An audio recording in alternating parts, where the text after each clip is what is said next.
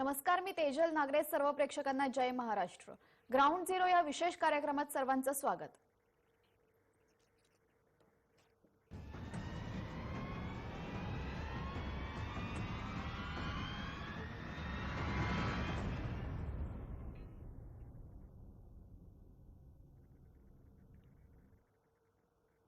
तंत्रज्ञान आणि व्यावसायिक क्षेत्रात आपलं करिअर घडवून सुखी जीवनाचा मार्ग शोधण्यात व्यस्त असलेली तरुण पिढी आपण पाहत असतो. मात्र या सगळ्या मोहापासून स्वतःला बाजूला सारत जंगल वसवण्यात आपलं जीवन खर्ची घालणारा चिपळुणातील एक अवलिया आहे. त्याचं नाव नंदू तांबे. जंगलातील प्राणी, पक्षी आणि झाडांशी ते एकरूप होऊन त्यातच त्यांना जीवनाचा खरा आनंद शोधलाय. पाहूया राजेश जाधव यांचा खास रिपोर्ट.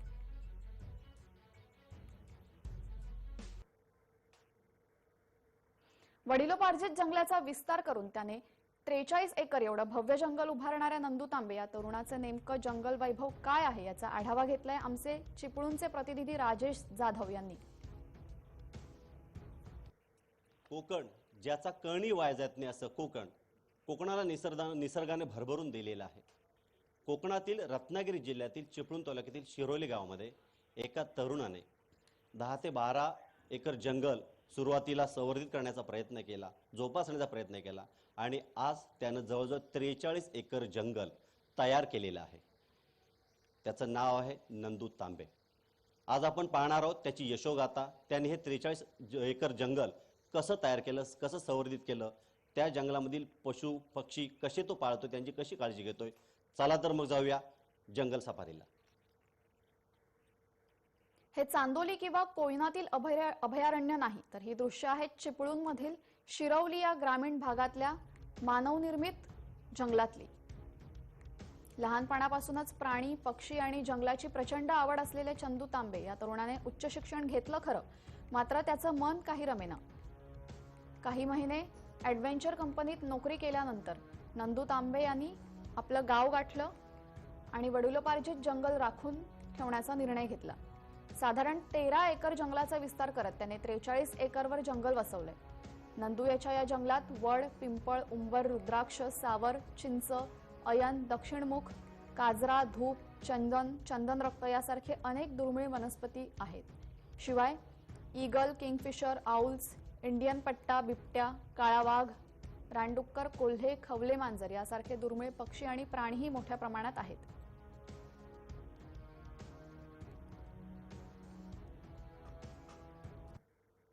नंदू, काय सांगशील? हे तुझं 43 एकराचं घरच आहे आणि ते वसवतोयस, काय सांगशील? सांगेन एवढंच की हे करताना मला प्रचंड आनंद होतो आणि याच्यातून जर मेसेज काय द्यायचा असं जर असेल त्याचा अर्थ की काय सांगशील म्हणून, तर एकच सांगेन की जे मी खूप ठिकाणी लोकांना सांगितलंय, सांगत आलोय आणि भविष्यात आणखीनही सांगणार आहे. तुम्हाला खरंच काहीतरी जर नेचरसाठी करायचं असेल ना, तर नेचरसाठी काहीही करू नका. कारण या नेचरला आपण मदर अर्थ म्हणतो. कधी तुम्ही बघितलंय का की मुलांना आई वडिलांना वाढवताना नेहमी उलटं असतं, आई वडील मुलांना वाढवतात. सो इट्स कॉल ह्याचं नाव आहे, आपण काय म्हणतो याला, mother earth. So mother earth ही तुम्हाला वाढवते. सो तुम्ही त्याला ग्रो करण्याची काही गरज नाही, तुम्ही त्याला रॅन्डम सोडून द्या. नंदू, काय सांगशील? 43 एकर जंगल आहे आणि त्याला तू संवर्धित करतोयस किंवा त्याला सांभाळतोयस. सुरुवात कशी झाली? सुरुवात झाली ती, मला ह्याची आवड लहानपणापासून होती. सुरुवात झाली तेव्हा माझ्याकडे फक्त ॲन्सेस्टर जे माझं जंगल होतं. महत्त्वाची एक गोष्ट मी इथं आणखीन एक सांगेन तुमच्या चॅनलसाठी, आणि सगळ्यात जास्त मला आनंद होतोय आज. सगळ्यात इतक्या ठिकाणी माझ्या हे झालेत, माझे इंटरव्ह्यू झालेत, पण आत्ता तुमच्याशी बोलता मला जास्त आनंद होतोय. काय माहिती आहे का, या ठिकाणी तुम्ही 2 वेळा एक शब्द वापरलात, तुमचं हे जंगल, तुझं हे जंगल. खूप लोक विचार करताना सांगतात की जंगल म्हणतात, पण त्यांच्या डोक्यामध्ये एक वेगळा भाग चालू असतो की हे शेवट तुझी एक एवढी मोठी प्रॉपर्टी तू तयार केली आहेस, त्याच्याबद्दल काय सांगशील वगैरे.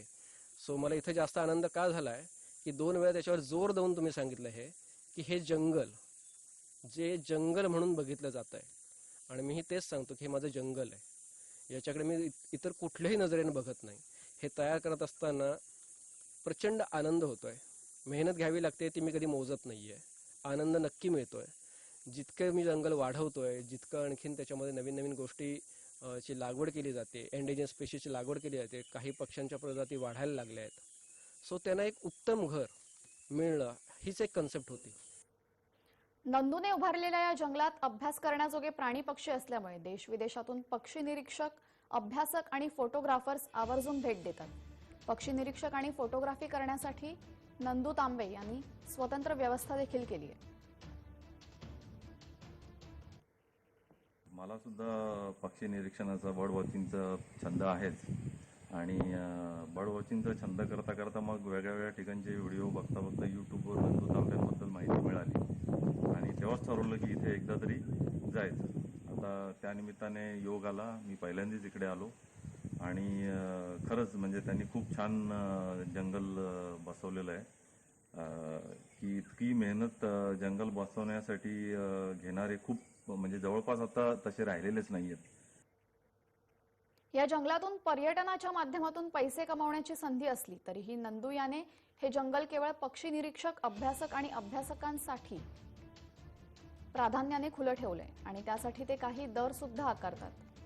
पक्षी आणि प्राण्यांचे आवाज आणि अचूकपणे ओळखण्यात नंदू निष्णात असल्यामुळे या ठिकाणी अभ्यासकांची रीघ लागलेली असते.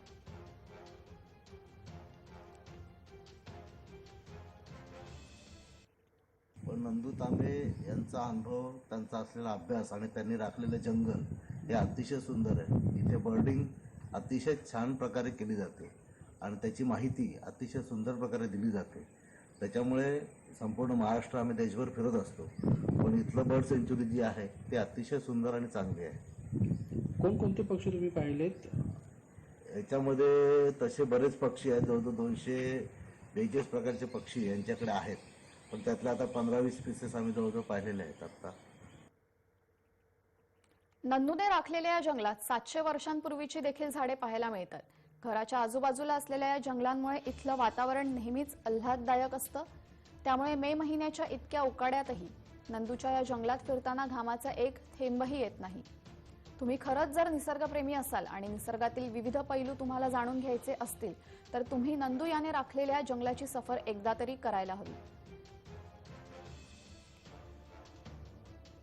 जंगल प्रेमी असाल, निसर्गप्रेमी असाल तर रत्नागिरी जिल्ह्यातील चिपळूण तालुक्यातील शिरोली गावामध्ये या आणि नंदू तांबेने 43 एकरामध्ये जे नंदनवन फुलवलेलं आहे त्याची मजा घ्या, जंगल सफारी करा. त्याने काही पक्षी संवर्धित केलेले आहेत, प्राण्यांना तो सांभाळतोय. त्याची यशोगाथा काय आहे तेही जाणण्यासाठी तुम्ही नक्की या जंगल सफारीमध्ये अवश्य भेट द्या. पुढची बातमी आहे दापोलीतील सोंडेघर या गावाची. राज्यात मशिदींवरील भोंगे व हनुमान चालीसा पठणाच्या माध्यमातून धार्मिक तेढ निर्माण करण्याचा प्रयत्न सुरू असून राजकीय वादंग निर्माण होत आहेत. अशी परिस्थिती असतानाही रत्नागिरी जिल्ह्यातील दापोली तालुक्यातील सोंडेघर गावाने एक पाऊल पुढे येत गावात सामाजिक सलोख्याचा 100 वर्षांचा करार केलाय. या करारामुळे राजकीय पक्षांनाही चपराक बसल्याचं बोललं जात आहे. राज्यामध्ये गेले काही दिवस सामाजिक आणि धार्मिक तेढ निर्माण करण्याचा प्रयत्न सुरू आहे.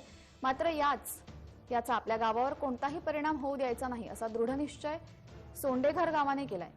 आपल्या गावामध्ये कोणताही वादविवाद होऊ द्यायचा नाही, तसेच आपल्या गावात सुरू असलेली सामाजिक सलोख्याची भावना कायम टिकवून ठेवायची असा ठराव गावातील नागरिकांनी एकमताने संमत केलाय.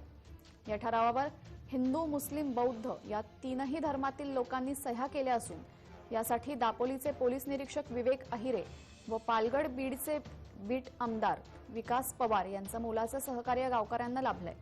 त्यामुळे गावचा सलोख्याचा करार यशस्वी झालाय. सोंडेघर गावाने घेतलेल्या सामाजिक सलोख्याच्या कराराची चर्चा सध्या राज्यभर सुरू असून राज्यात एकीकडे सामाजिक स्वास्थ्य बिघडत चाललं असताना या गावाचं नाव चर्चिलं जात आहे.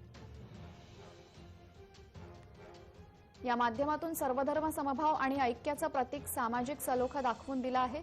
त्यामुळे राज्यात या गावाचा मोठा बोलबाला सुरू आहे. हिंदू, बौद्ध आणि मुस्लिम या तिन्ही जमाती एकत्र येऊन एक करार केलेला आहे स्वतःपरत आणि तो करार पुढील 100 वर्षासाठी असणार आहे. तो करार असा आहे की भविष्यामध्ये राज्यामध्ये कुठल्याही प्रकारच्या जाती दंगली झाल्या, कुठलीही तेढ निर्माण झाली तर आम्ही आमच्या गावामध्ये कोणत्याही प्रकारची जातीय तेढ निर्माण करणार नाही आणि तो करार स्वतःपरत करून घेतलेला आहे. तंटमुक्ती अध्यक्षांच्या समोर हा करार केलेला आहे. दापोली तालुक्याचे पोलीस निरीक्षक या ठिकाणी आले होते आणि त्यांना आम्हाला मार्गदर्शन केलं आणि त्याच्यामुळं आम्ही प्रवृत्त होऊन हा एक ठराव केला आहे, जेणेकरून आजूबाजूच्या गावांना त्याचा आदर्श मिळेल. बौद्ध धर्माचे ते बौद्ध जयंती वगैरे त्यांच्या जयंतीला आम्ही जातो. आमच्या हनुमंताचा उत्सव असेल ते लोक आमच्याकडे येतात. ह्यांच्या ईदीला आम्ही त्यांच्या घरी येतो. ते आमच्या मंदिरात कार्यक्रम असेल, कुठला उद्घाटन असेल मंदिराचा, कुठला राजकीय कार्यक्रम असेल, तरी ते आमच्या मंदिरामध्ये येऊन आम्ही एकत्ररित्या साजरा करतो.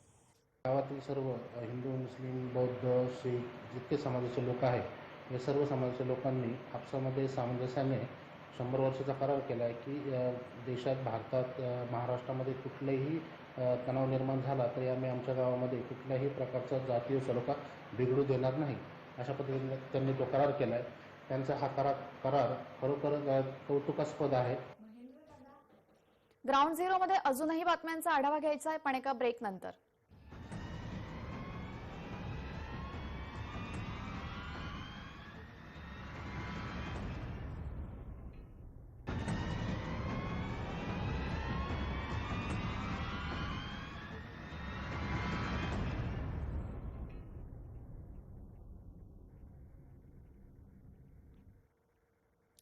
ब्रेक नंतर ग्राउंड झिरोमध्ये सर्वांचं स्वागत.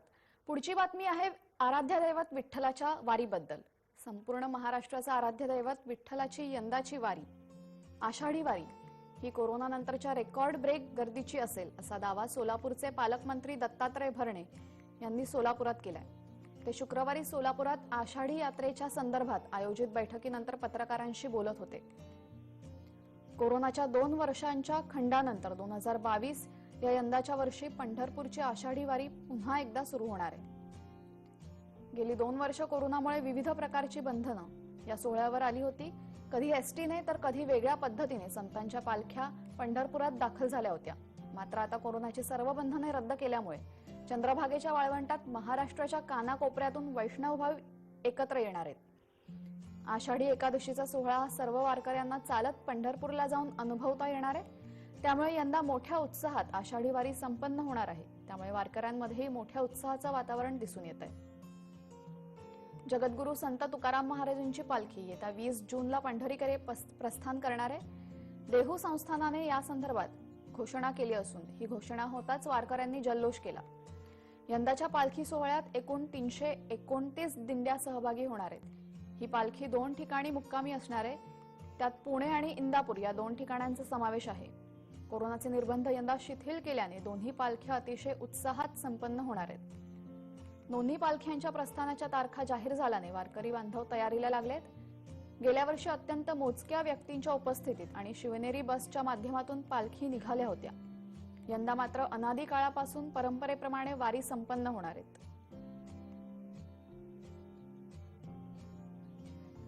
$15 लाखाच्या पर्यंत वारकरी येण्याची शक्यता आहे.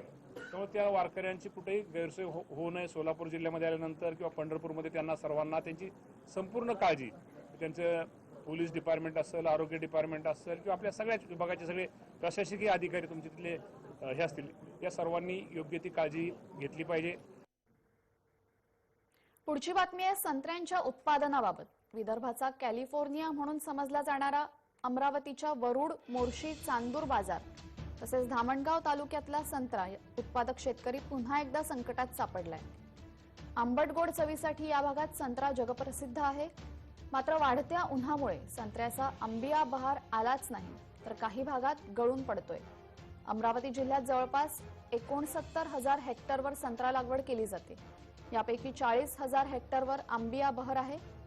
मात्र यावर्षी सूर्य आग ओकत असतोय. तसेच 44 डिग्री तापमानामुळे आंबिया बहर हा गळून गेलाय.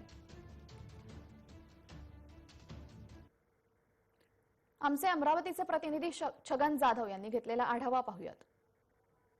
विदर्भाचं तापमान जे आहे ते 44 अंशावर गेलेलं आहे. त्याच्यामुळे विदर्भाचा कॅलिफोर्निया म्हणून अमरावती आणि नागपूरला ओळखल्या जाणाऱ्या संत्रा बागायतदारांना नाहक त्रासाला आता सामोरं जावं लागतंय. खरं तर उन्हाळ्यामध्ये जो संत्र्याला आंबिया बहार येतो, हा आंबिया बहारच जवळपास गळून पडायला आलेला आहे. त्यामुळे नवनवीन प्रजाती वैज्ञानिकांनी तयार करून त्या आम्हाला शेतकऱ्यांना जर दिल्यात तर याही तापमानामध्ये आम्ही संत्र्याचं चांगलं उत्पादन घेऊन दाखवू शकतो, अशी शेतकऱ्यांची अपेक्षा आहे. तर दुसरीकडे सरकारकडून देखील शेतकऱ्यांना आस लागलेली आहे. नेमकं सरकार यावरती काय पाऊल उचलतं याकडे आता संत्रा उत्पादकांचं लक्ष लागलेलं आहे. कॅमेरा पर्सन प्रज्योतसह छगन जाधव, जय महाराष्ट्र, अमरावती.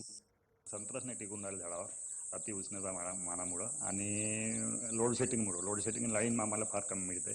8 घंटेच मिळते. 8 घंट्यामध्ये लाईन बंद राहते आणि त्याच्यामध्ये एरिकेशनच नाही होत संत्र्याला जे पाणी पाहिजे ते अपुरं मिळून राहिलं आणि एकाएकी उष्णता वाढल्यामुळे संत्रा झाडावर टिकून नाही राहिले.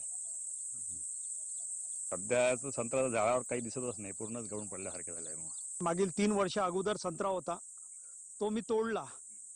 का तोडला की दरवर्षी संत्र्याच्या झाडाला 2 लाख 3 लाख असे फुलं येत होते आणि आखरीला संत्र्याच्या झाडाला 200 फळं राहत नव्हते. ही परिस्थिती एवढी गंभीर झाली की शेतकरी संपून गेला. शासनाने नवीन कलमावर संशोधन करावा जेणेकरून आम्हाला कुठल्याही शासनाचा पैशाची गरज नाही, पण आपल्याला संशोधनाची गरज आहे आणि संशोधनामधून आम्हाला नवीन कलमा द्या, त्यामुळे आम्ही कुठेतरी शेतकरी वाचणार. पुढची बातमी विदर्भातील वाढत्या तापमानाबद्दल. प्रत्येक उन्हाळ्यात विदर्भातील नागपूर, चंद्रपूर, वर्धा, अमरावती आणि अकोला या शहराचे तापमान 45 डिग्रीच्या वर नोंदवले जाते. त्यामुळे विदर्भात राहणाऱ्या लोकांची मे महिन्यातील प्रखर उन्हात काय अवस्था होत असेल याचा विचार करूनच अनेक जण विदर्भात येण्याची हिंमतच करत नाहीत. देशातील इतर शहरांच्या तुलनेत विदर्भातील या 4 ते 5 शहरांमध्ये तापमान इतके का वाढते, यामागील कारणे कोणती आहेत याचा शोध घेतला तेव्हा काही रंजक माहिती पुढे आली. विदर्भ हा प्रदेश कर्करेषेच्या अगदी जवळ असल्याने सूर्याच्या किरणांचा थेट मारा विदर्भावर होतो. सोबतच या भागात पठार किंवा डोंगर नसल्यामुळे सपाट भूभाग आहे. त्यामुळे उत्तराच्या राज्यातून विशेषतः राजस्थानमधून येणाऱ्या उष्ण वाऱ्यांमुळे येथील तापमान इतर शहरांच्या तुलनेत जास्त नोंदवलं जातं. अशी माहिती नागपूर प्रादेशिक हवामान विभागाचे संचालक मोहनलाल साहू यांनी दिली आहे.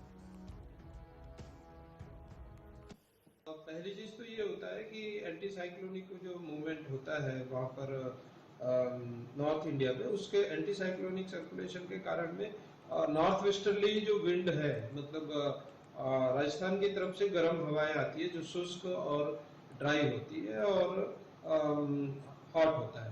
तो उसके कारण हमारे यहाँ पे एक तो टेम्परेचर बढ़ता है. विदर्भात तापमानाचा पारा 45 डिग्रीच्या वरती असून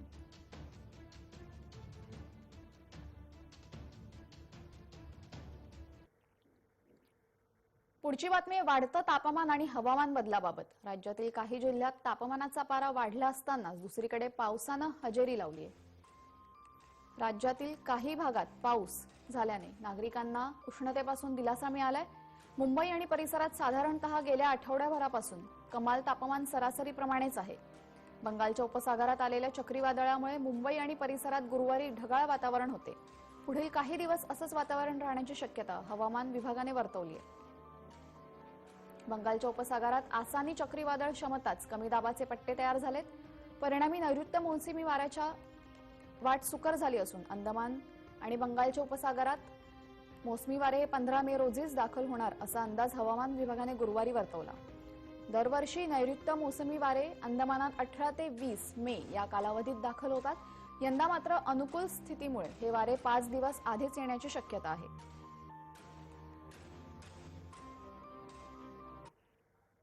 सध्या कडाक्याच्या उन्हामुळे बहुतेक भागात पाणी टंचाईचा प्रश्न समोर येतोय. महाराष्ट्रात पाणी टंचाईमुळे नागरिक हैराण झालेत.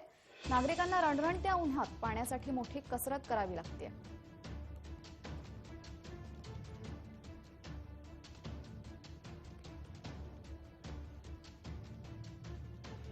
जय महाराष्ट्रच्या बातमीचा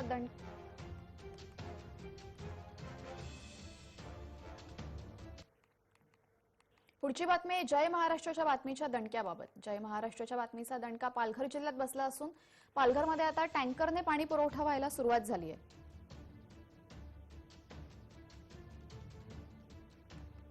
जय महाराष्ट्रने बातमी दाखवल्यानंतर जिल्हा प्रशासनाला खडबडून जाग आली. सायवन भावरपाडा येथे टँकरने पाणी पुरवठा सुरू झालाय. जय महाराष्ट्रने भावरपाडा येथील पाणी टंचाईची बातमी दाखवल्यानंतर प्रशासनाकडून या ठिकाणी दखल घेण्यात आली. पालघरमधील भीषण पाणी टंचाई दाखवणारी दृश्य पाहूयात.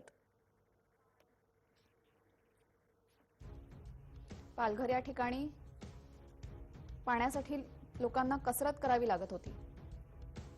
ही बातमी दाखवल्यानंतर प्रशासनाला खडबडून जाग आली आणि टँकरने पाणी पुरवठा सुरू करण्यात आला.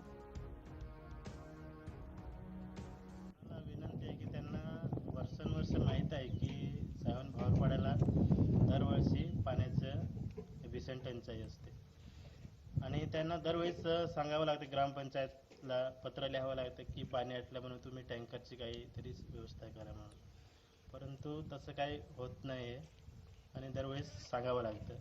खांडा भरण्यासाठी 1 तास थांबावं लागतं. गर्दी असते मग रात्री वगैरे? रात्रीचे भरपूर गर्दी असते. गर्दी असते भरायला, तर तेव्हा तिकडे बसू राहतात, थोड्या जणी थोड्या भरतात, असं भरपूर त्रास होतो. कोणाची लहान मुलं असतात ते पण इथे विहिरीवर येऊन थांबतात. सध्या परिस्थितीत आता काहीच पाणी नाही. पूर्ण रात्र दिवस 24 तास 3-3 ते बायांना विहिरीवर थांबायला लागतं. आणि जर त्या बाया कामावर गेल्या दिवसा तर लहान मुलं शाळेत जातात, ती इथे नंबरवर राहतात. त्यांचा अभ्यास पण होत नाही पूर्ण, काय नाही. वर्ध्याच्या समुद्रपूर तालुक्यातील मोहगाव ग्रामपंचायत 3 गावांची तहान येथील विहिरी भागवू शकत नाही.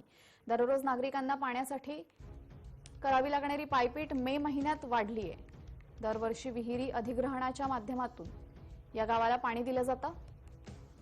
हीच वेळ यावर्षी देखील आली आहे, पण यावर कायमस्वरूपी तोडगा निघावा अशीच अपेक्षा नागरिकांनी व्यक्त केली आहे. किमान पाण्यासाठीची पायपीट थांबावी अशीच मागणी गावकऱ्यांनी केली आहे. मे महिन्यातील उन्हाळ्यामध्ये पारा जो आहे तो 45°C पर्यंत पोहोचला असताना वर्धा जिल्ह्यामध्ये पाणीटंचाईच्या झळा सुद्धा आता जाणवू लागल्या आहेत. वर्धा जिल्ह्यात 524 गावांमध्ये 1000च्या वर ज्या पाणीपुरवठ्यांच्या उपाययोजना आहेत त्या प्रस्तावित करण्यात आलेल्या आहे. 14,85,00,00,000 रुपयाचा पाणीटंचाईचा आराखडा तयार करण्यात आला. गेल्या वर्षी सुद्धा 12 कोटीच्या दरम्यान हा आराखडा होता. दरवर्षी कोट्यावधीचे आराखडे होत असताना पाणी टंचाई जी आहे ती का तीव्र होते, गावे जी आहे ती तहानलेलीच का असतात, असाच प्रश्न नागरिकांना पडू लागला आहे. दरम्यान जे 12 गावं आहेत या 12 गावांना टँकरने पाणी पुरवठा करावा अशा प्रकारचा सुद्धा प्रस्ताव जिल्हा परिषदेच्या वतीनं तयार करण्यात आलेला आहे. पाणी पुरवठा विभाग जो आहे तो एकूणच या संपूर्ण बाबीवर लक्ष ठेवून आहे. पाणी पुरवठा विभागाकडून तयार करण्यात आलेले आराखडे जे आहेत ते दरवर्षी एकूण संपूर्णतः पाणी टंचाईचा प्रश्न सोडू शकत नाही असंच दिसून येतंय. दरम्यान समुद्रपूर तालुक्यातील जी 2 गावं आहेत तावी आणि रासा या दोन्ही गावांना पाणी टंचाईच्या झळा आता तीव्र जाणवू लागल्या असतानाच हे प्रश्न जे आहेत ते पाण्याचे सुटतील की नाही असाच प्रश्न आता उपस्थित होतो. आणि नेमकं गावकऱ्यांच्या पाणी टंचाईच्या एकूणच उपाययोजनांवर किंवा जलजीवन मिशनच्या अंतर्गत होणारी जी कामं आहेत ती तात्काळ पूर्ण करावी अशी जी मागणी आहे ती पूर्ण होईल का असाच एकूण प्रश्न निर्माण झाला आहे. एकनाथ चौधरी, जय महाराष्ट्र न्यूज, वर्धा. नड आले नडही नाही काहीच नाही. आम्ही दिवसभर काम करावं, ह्या हिरीपाशी येऊन बसाव का? रात्रीचे 8 वाजते पाणी भराले. आणि किती प्याच बरसाती मंदी टोंगर फसा लागते. मेंबर, अध्यक्ष, सचिव हे काहीच काम करून नाही राहिले. ग्रामपंचायत म्हणजे आले योजना होय. गेल्या की पावसाळ्याला सुरुवात होते आणि त्यावेळेस विहिरीचंही काम होऊ शकत नाही किंवा कुठलंही खोदकाम होऊ शकत. त्यामुळे यंदाही येथील नागरिकांना पाण्यासाठी भर उन्हामध्ये पायपीट करावी लागत आहे. तावी आणि रासामध्ये इतकी भीषण पाणी टंचाई आहे की येथील महिलांना 1-1 किलोमीटर शेतातून पाणी आणून आपल्या घरी पाण्याची व्यवस्था करावी लागत आहे. मात्र गेल्या 70 वर्षापासून कुठल्याही लोकप्रतिनिधींनी किंवा प्रशासनाने या दुर्मिळ परिसराकडे लक्ष दिले नाही. ग्राउंड झिरोमध्ये इतकंच. ताज्या बातम्यांसाठी तुम्ही पाहत राहा जय महाराष्ट्र.